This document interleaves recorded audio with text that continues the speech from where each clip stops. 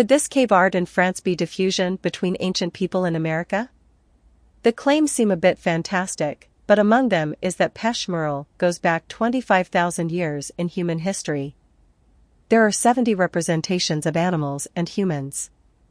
It was discovered in the 20th century, 1922, which makes me suspect fraud. I find it inconceivable that a place such as France, one of the greatest empires the world has ever known, one of the highest populations of Europe, and no one seemed to notice these caves till the 20th century. At least with the many locations that don't get discovered till more times, through excavation, we have the excuse that they were buried and built on top of. How could these caves go unnoticed in France? According to Wiki, Peshmeral is a cave which opens onto a hillside at Cabarets in the Lot department of the Occitania region in France, about 32 km by road east of Cahors. It is one of the few prehistoric cave painting sites in France that remain open to the general public. Extending over 2 kilometers over 2 levels, of which only 1,200 meters, 3,900 feet, are open to the public, are caverns, wells, and sloping tunnels, the walls of which are painted with dramatic murals dating from the Gravettian culture, some 25,000 years BC. Some of the paintings and engravings, however, may date from the later Magdalenian era, 16,000 years BC.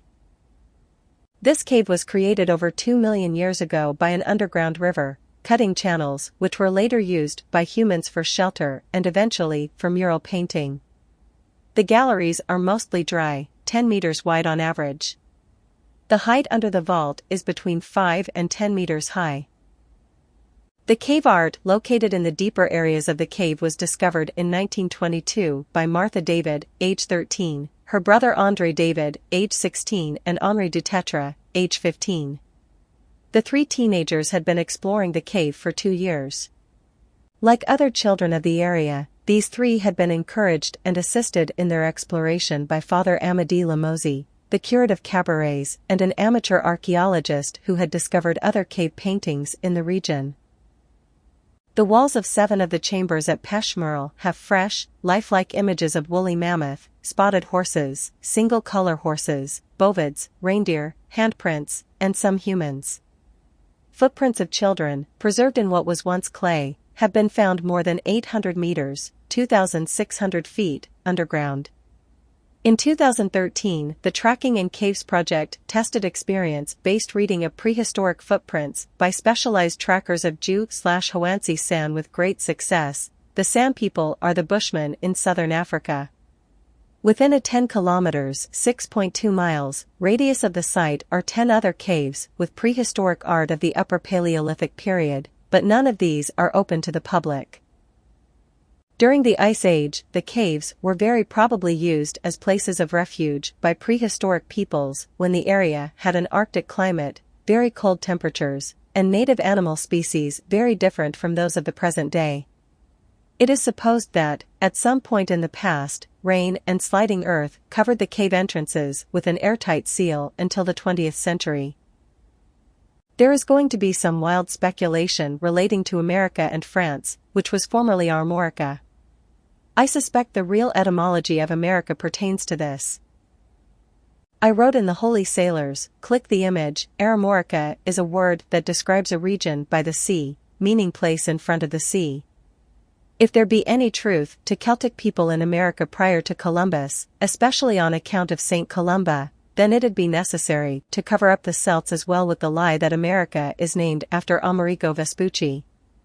It would also account for the various cultures already here.